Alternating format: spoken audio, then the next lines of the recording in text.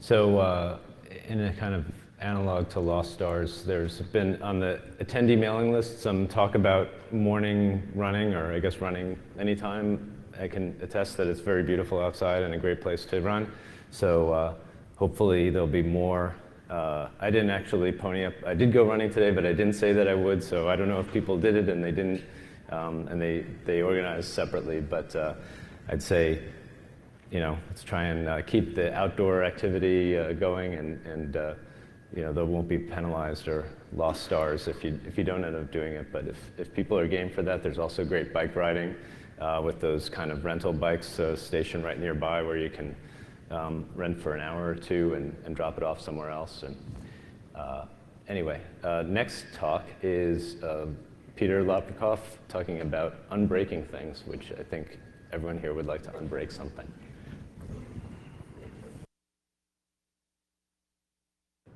Thank you.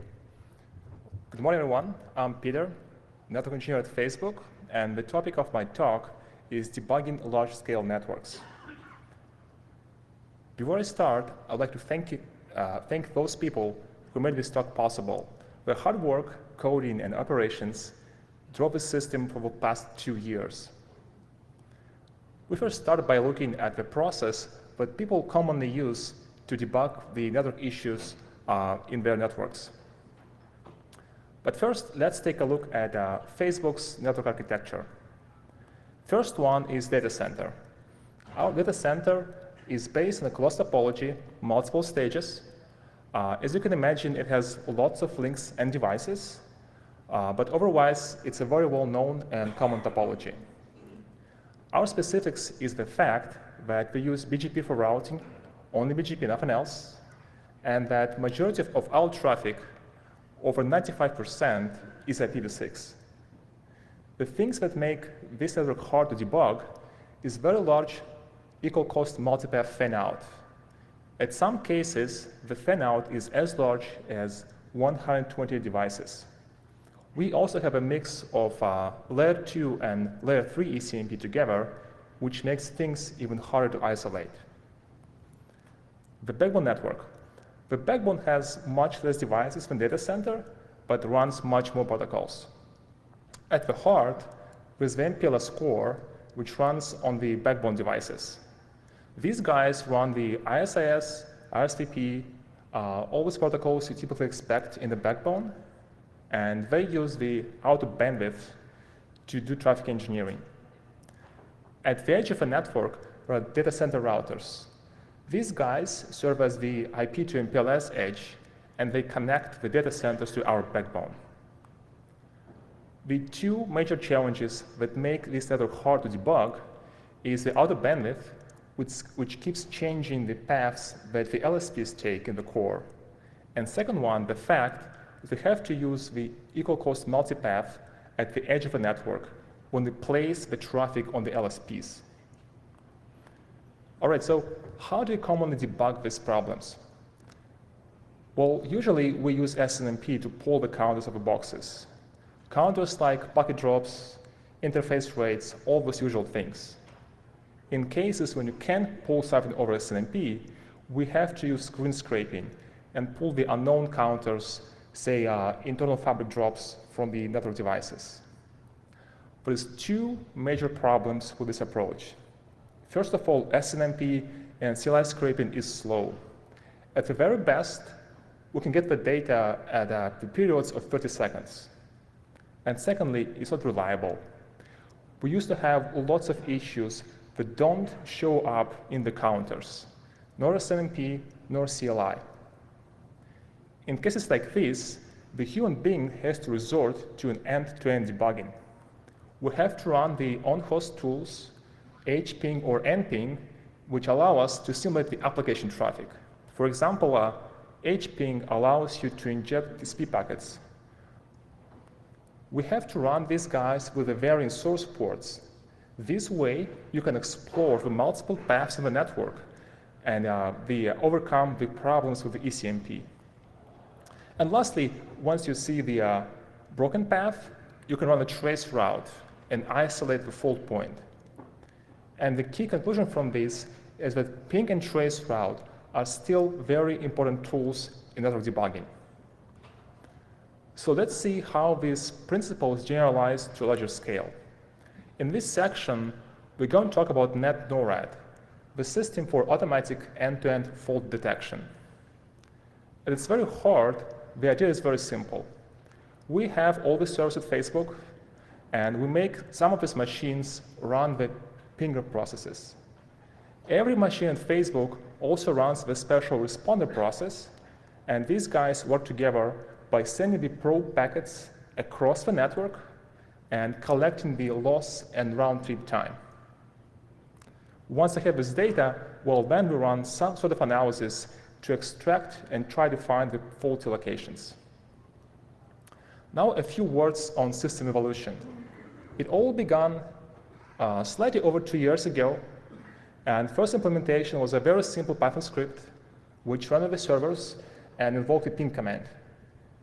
The primary goal was to detect the round-trip time between data centers. The second version was slightly more advanced. It was actually written in C and using raw sockets to inject TCP packets.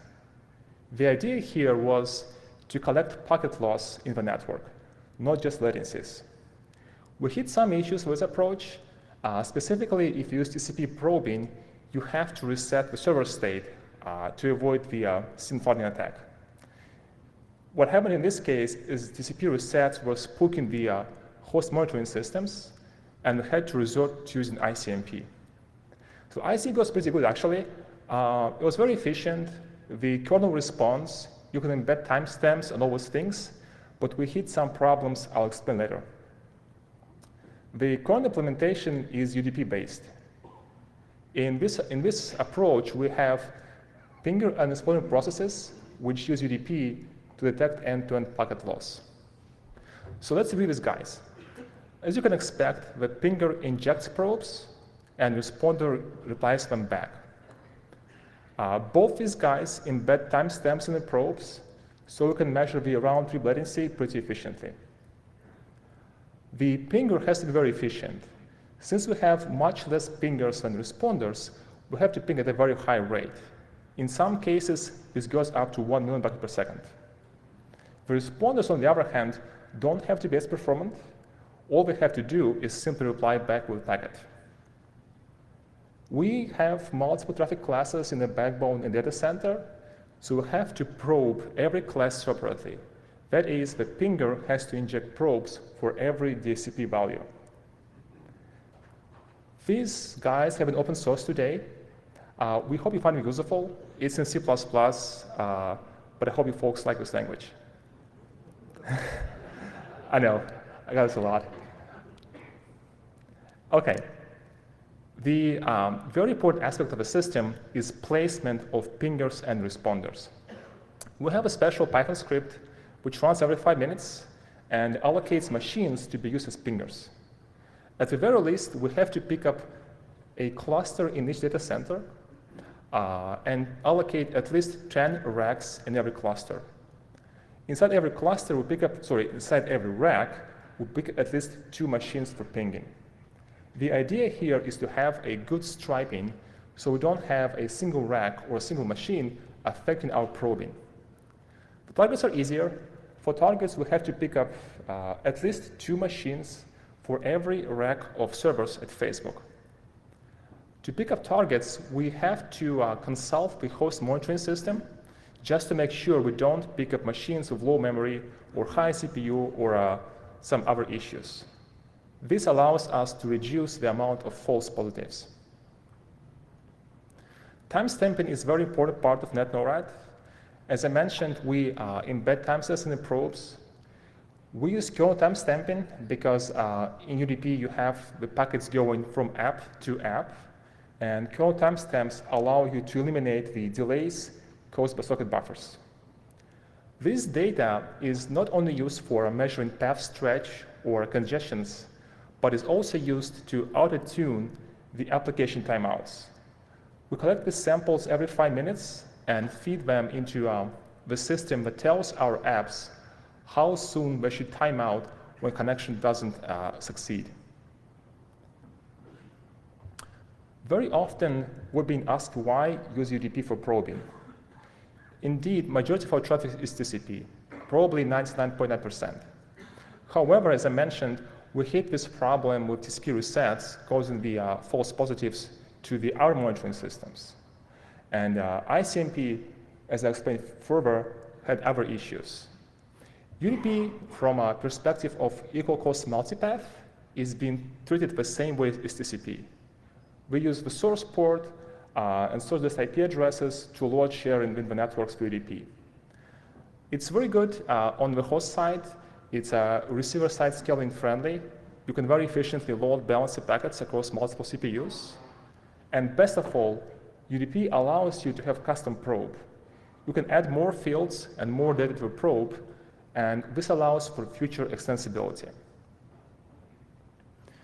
So this slide summarizes a few issues we hit while deploying NetNorad. First one is the ICMP. As I mentioned, ICMP was great, but the major problem is polarization in presence of ECMP. Normally, all devices hash the ICMP packets using the source and dest IP addresses only. This means you can miss some paths and only probe a given host on a single path. Using UDP allows us to eliminate this problem. Secondly, and surprisingly, we hit some problems with IPv6 fib lookup on the hosts being slow. In the older kernel versions, the code that handles the IP lookups was pretty inefficient. So we had to move to a new kernel where our engineers had fixed this problem. And this change has actually been upstreamed. The high CPU boxes, which we have a lot, especially like in Hadoop clusters, used to cause lots of pain because the responder used to drop packets because of high load. However, a very simple fix in responder, specifically using multiple threads and pinning them to the RSS CPUs, practically removed this obstacle from production. Checksum offloading on some NICs proved to be painful. Since we use raw sockets for packet injection, some drivers and some NICs firmware were silently dropping these packets in transit. This caused us a few very painful hours of debugging, but in the end, we simply disabled the checksum offloading on machines that do pinging. Since we only have a few hundred machines that ping, it doesn't affect the general fleet performance. All right, so now to see how we produce the probes, let's see how we process the data. There are a few major challenges here. The total aggregate traffic from pinging is on the scale of multiple hundreds of gigabits per second from all these pingers. We have tens of thousands of targets and hundreds of pingers. Together, this generates very large volume of time series to analyze. The key insight to scale this was realizing we don't really care about a single host health, we mostly care about a cluster health. To better understand this, let's look at Facebook's network hierarchy. At the heart of a network is our backbone. The backbone connects together the regions. A region could be something like Primeval Oregon, where we have multiple physical data centers, and also connects the multiple points of presence, POPs, which we have all over the globe. In every region, we have multiple buildings or data centers. Inside each data center, you have clusters. Clusters group the racks of servers together. As you can see, the same structure repeats inside the POP. In this design, the cluster is the logical unit which we really care about. So first of all, I mentioned we don't really care about machine inside the cluster, but we still keep track of their health. This picture shows you the layout of a single cluster with 4 cluster switches and multiple rack switches. Inside each cluster, we run pinger processes on some machines, but we actually probe every machine in this cluster. What this gives us is time series of packet loss per machine and per rack. It's a very large volume of data, and this gets stored into the H-based backend. This data isn't real time. It lags it by probably a few minutes, but we mostly use this for historical investigations. Now the heart of the system, building the time series about cluster health. So imagine you have a cluster of machines. It's probably tens of thousands of machines in one cluster. And for each cluster, we built 3 separate time series. The first time series comes from the data from pingers in the same data center. The second time series comes from the pingers which probe our cluster within the same region, but different data center. And the third last time series comes from the pingers which are outside of the region of this cluster. So this gives us 3 different points of view on the given cluster's health. Same data center, same region, and from outside of a region. So this allows us to perform a very coarse form of fault isolation. For data which comes from outside of a region, we measure the packet loss end to end, and this includes the loss in the backbone and data centers. For data which we collect inside the same region, we measure the packet loss which only affects the devices in the same region. And lastly, for the probes which come from pingers in same data center, we try to detect the loss specifically in the cluster switches. Now that we have this time series, the question is how we process them. The heart of the system is Scribe. Scribe is a distributed logging system that allows multiple publishers and subscribers to exchange data in real time. A similar open source project is Kafka. Facebook used to have open source version of Scribe as well, but unfortunately the support has been abandoned. The pingers write data to this pipeline, and the data in this case is a packet loss time series. And the processors on the other side read the data from shards and process this in real time. The most important property is that it takes probably a few seconds to publish and consume data in Scribe. Worst case is 20 seconds, but on average we see the delays of 1-2 seconds. Real time here is very important for processing. Okay, so let's see how the processors build the time series. As I mentioned, the processors are the data consumers. They collect the packet loss samples from pingers, and for every cluster and for every proximity scope, they build a separate time series. It's very important for this time series, we don't track average, we only track multiple percentiles. For example, the 90th percentile allows you to eliminate the 10% outliers which have noisy data. For every time series, we define 2 thresholds, raising and falling. This allows you to alarm when the time series crosses the raising threshold and clear the alarm when the time series goes below the falling threshold. The combination of 2 thresholds allows to eliminate the whiplash behavior which comes from a single threshold only. With this design, we can detect packet loss event in less than 20 seconds average. This fact is very important because for operations, it's extremely important to be able to respond in real time. I think if you would actually delay the alarm by more than 30 seconds, it probably would be useless for our operations. The next stop for data is Scuba. Scuba is an in-memory storage that allows you to process time series, slice and dice, graph it in real time. But it's all interactive, done by human. The open source equivalent is InfluxDB. If you care to use it, it's actually pretty good. There's a paper on Scuba available online, but unfortunately, Scuba is not open sourced. However, we found out that visual analysis is an extremely important part of our experience, and Scuba allows our engineers to perform pretty sophisticated data analysis in real time. False positives is a bane of any monitoring system.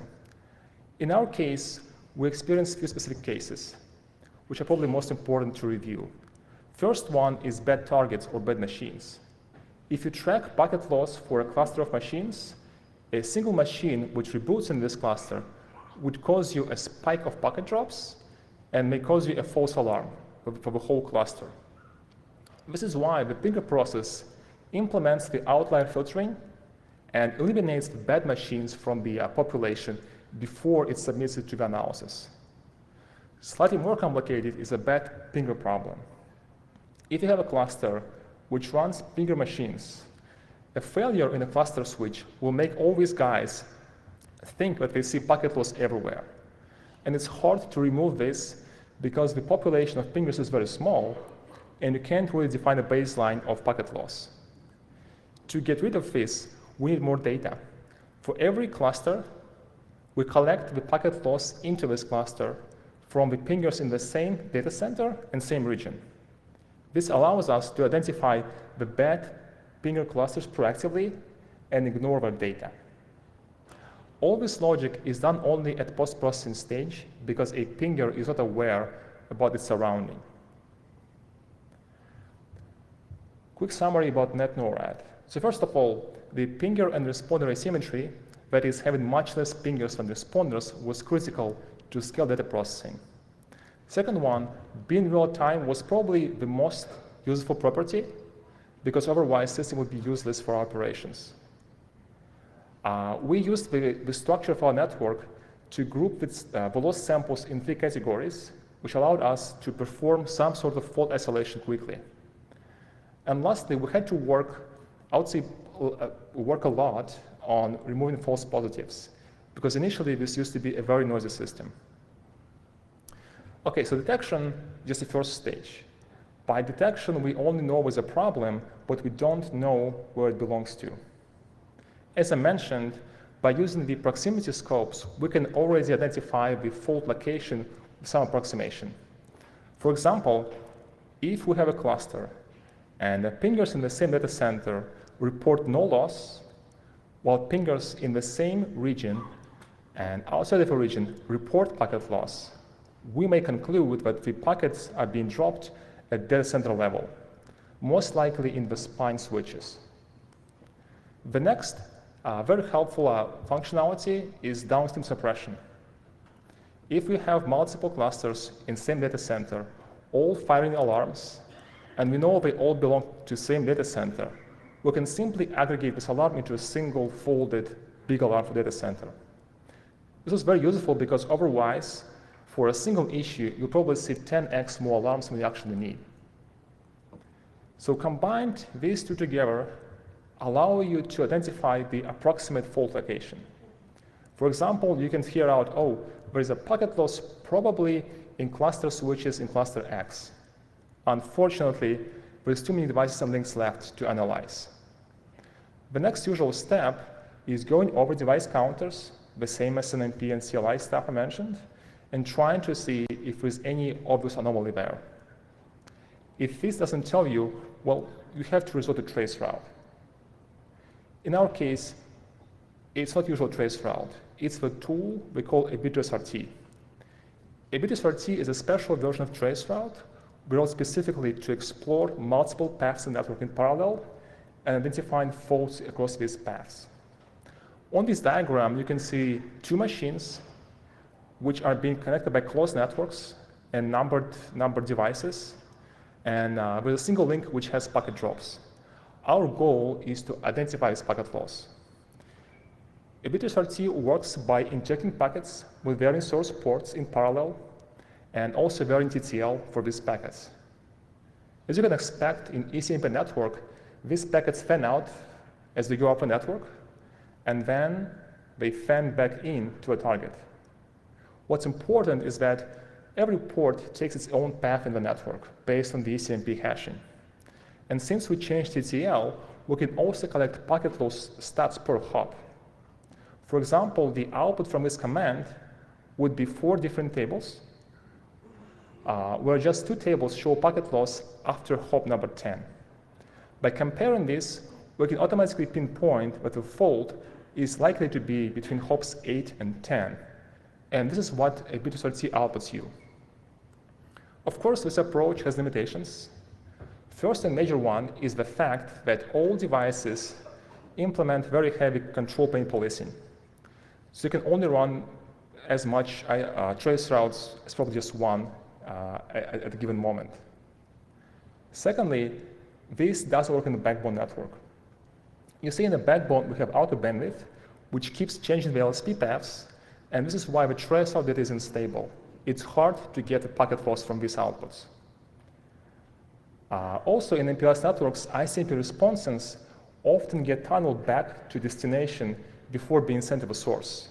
This also makes the outputs more noisy. And lastly, we've seen some implementation issues in a trace route. For example, devices from some vendors respond with ICMP messages from wrong interfaces, or replace the source address with incorrect value altogether. Despite all of this, we found that this is a useful tool, and this is why we decided to open source this as well. And this time it's in Go, so it's a more friendly language than C++. Okay, so the main conclusion from fault isolation area is that it's still evolving very actively. We don't have full solution for backbone fault isolation. We are actually pretty good at fault isolation in data center, but backbone is still a problem. At the same time, the trace-out approach seems to be very generic and promising. So as I said, still very active area of development. Okay, and last few slides are about future directions. So first of all, we are investing time in being able to run our code on networking boxes. We want to run the same code we have on the servers on the devices in the network. For this to happen, we need the box to provide the POSIX API, same sockets, raw sockets, all this jazz. Of course, any other form of SDK is highly welcome. We encourage all vendors to support this. As you can imagine, there are vendors who already do this. Of course, the FBOSS boxes we have in data centers allow us to do the same pretty easily, but we still have non-FBOSS devices where we rely on our vendors to support this functionality. The next feature is streaming telemetry, which is a reasonably recent innovation which allows you to stream the counters from device in real time. As opposed to polling the device, you can subscribe and pull the time series in real time. For encapsulation, people often use protobuf or thrift. We are fine with either. We can parse any data. The key is just to have this data available. There are, of course, some limitations, but nonetheless, this feature allows us to be much, much faster in analyzing the counters from devices. The last and most exciting technology is the in-band telemetry. Some startups work on silicon that allows you to embed device state in packets as we go through. The great part, in our case, is being able to capture device ID or a buffer size or interface counter in a packet as it transits the network. And this is where the UDP probe we use comes really handy. It allows us to capture this data directly in the payload and let all devices in path which supports this functionality report their stats in real time. Our ultimate goal is being able to detect faults in real time. And with that, I conclude my presentation and ready to take your questions. Thank you.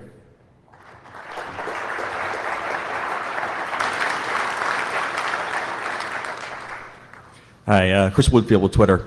I'm curious about this approach compared to approaches where you gain analytics on actual application traffic, compared to generating arbitrary performance measurement traffic. Had there been any efforts to look into an approach that doesn't require packet generation specifically for monitoring? Yeah, so we do collect these stats from app applications, TCP stats from every machine. It's a little bit hard to analyze because it varies with traffic. So it follows the application traffic and maybe high or low, depending on the day. The nice part about the active probing, you inject the same traffic at all times at the same baseline. So it's really easy to build the absolute metrics, such as packet loss, which are universal, and it's really easy to find threshold with alarms. For example, for TCP transmits, it's sometimes hard to tell what the right threshold is, because you may see the transmits caused by the application load or a shape on the host, not necessarily packet loss in the network. But definitely we are looking at this, and often we actually combine the alarms from NetNorad with alarms from the host-based systems, just to make sure the signal is reliable. Okay, thank you. Thank you. Hey, Eric Rosenberry from NWAX. I love that tool you put together, Facebook Traceroute or whatever. That looks really cool. I've been kind of fighting some issues with my home ISP that I could definitely use something that changes the source port and such like that. I guess my question here is, when going across ECMP paths, let's say that you're going from host A to host B across just one path that maybe has 4 links that you could potentially hash to. Have you found with the vendor implementations that if you just use 4 different source ports sequentially, that you'll find all 4 of those paths? Or do they sometimes use different hashing methods that you might not find all the paths? Or if maybe you have 2 layers deep, like you have one path that's 4 links and then another path deeper than that that's 4 layers wide, how wide do you have to go on source ports to find all the different links? I see. Yeah, well, it depends on whether implementation, on silicon implementations. But in general, we have to use at least 256 ports, source ports, to explore the paths. In some pretty poor cases with some vendors, it was up to 1,000. And even then, you can't sometimes find all the paths. Some platforms have very poor hashing or very limited hash capabilities, so you actually have a dead zone sometimes. But we are kind of getting rid of these older boxes. Most of the modern silicon is pretty good in data center in terms of hashing. So it's enough to have a few hundred ports to explore all the paths. Great. Thank you very much. Sure. Thank you. Steve Ulrich, Juniper Networks. Just a related question. I was curious as to whether you were pre-calculating the source ports from your pingers, or whether you were just going wide with a lot of source ports, and then kind of how did you go about gleaning and detecting the dead spots in the ECMP path? So I'll be honest, for pingers and NetNorad, we simply use, let's say, 64 source ports per targets. Since we have so many targets, you actually explore every possible path. We haven't seen a case when there's a failure and NetNorad haven't seen it. The key, once you have UDP and a few thousand targets, you don't have to vary source very heavily. Only in a bit trace RT, you have to, since you have only one target, you have to have very, very large port fan out to test every single path. And this gets worse as you go deeper in the network. But in most cases, UDP and 64 source ports is pretty much enough to detect any path in the network. Thank you. Thank you. Jeff Rizzo, currently unaffiliated. So you mentioned one of the issues that you had was checksum offload, and I'm wondering if you had any more information as to if you could characterize further. Was that I wasn't clear whether that was on the pingers or the result boxes, and whether there was specific hardware or specific kernels that gave you issues. This was specific vendor and driver, and this only with raw sockets. You see, people normally test this stuff on normal sockets. It works pretty well. Once you go with raw sockets, you hit some weird gray zone. People don't really test the firmware as well. In this case, this was just one vendor and one driver. Okay, great, thanks. Thank you. Ignas Bogdanas, Equinix. So the solution that you're describing seems to try to generate data plane payloads in order to exercise all possible paths. Did you try looking into possibility to export the topology data to, for example, to find out underlying ECMP structure, or combine that together with certain OEM mechanisms? Another aspect is the overlay context and the correlation of that. So, or is this something that you are planning for your far future? So we're definitely looking to have the topology data in the system. The downside is that you have to collect it, right? With this end-to-end approach, you treat network as a black box. That's a nice part because you don't really care about topology. It gives some rough structure, and then say a bit of RT gives you the live network topology. It has downsides, right? If you would have a topology in the first hand, full topology, it would be much easier to correlate the loss to the paths. That's actually our next step, is being able to embed topology data in the analysis. But so far, just this end-to-end approach has been very, very successful. Okay, thank you. Hey, Peter. Nick Holt, Microsoft, again. So I wasn't quite clear from your talk exactly how far you'd gone down the path. Does it say right now this router, this port is broken, or is it just, it helps the human debugging? Right. NetNorad can tell you the approximate location, let's say a spine layer or cluster switches. you have to run something like a B2SRT to narrow down to a given device and link. In most cases, it gives you device location pretty accurately, and then you have to look on the box, like, or just drain a box completely. In most cases, we don't even investigate much, just drain a box or replace it, because sometimes debugging this may be time-consuming. Right. It seems like it's on the way to being a great general-purpose tool that anyone could put on their network if it could just point out, oh, you need to go look at this port. Yes, you know, if traceroute was working perfectly, it would be ideal, right? Unfortunately, implementation is still kind of suboptimal. But we'll work on this. Thank you. David Barak, AT&T. Did you restrict this to unicast, or did you consider using multicast as an approach to explore the network more? Yeah, I think there was a lot of research work on using multicast for setting the probes simultaneously in fault isolation. Unfortunately or fortunately, we don't use multicast at all at Facebook because of complexities in data plane and control plane. So it's all unicast only. Thank you. Thank you. This is it. Thank you.